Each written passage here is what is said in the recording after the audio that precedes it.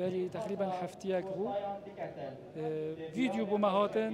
کو دو کسا یه رابون برینا هندک داره چنالی جهه کی کدی بخو کده جه گشت و گذاری هم اکثر شلای فرمانده ما و عمید جمال سعد و کرکی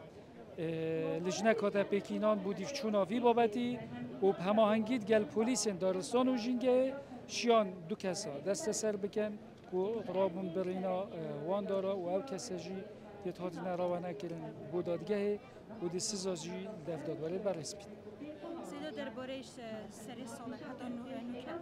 چند کس هاتین دست سر کردن شلای موسیقی و هرها اوت داربر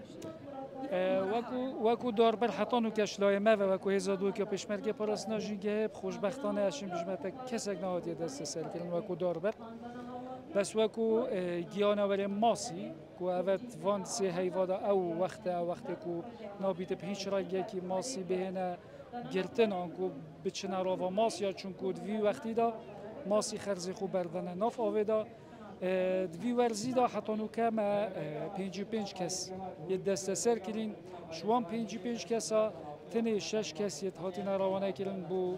دادگاه چونکو او کس بون او پریکت نیاسایی کار گرفتن ماسیات کرد کار کردنت کلی دیجی همی او بون اوید گفت تنه بشوکه چوینه شلای ما وقتی سوزنامه کیا سرهات یا چکرن که دوباره او کسی وی کاری انجام نده. سیدا برآورد به سال بار چای رجا گرفت برآوردید گل سارا پار و پیرار جی یعنی بگشتی هم سامان ماسی جی هم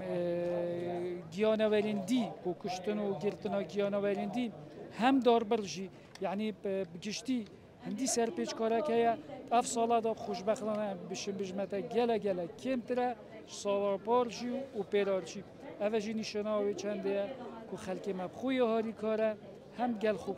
چون اگر اف جنگه هاتا پاراستن به ساختامیام همیا پک و هیتا پاراستن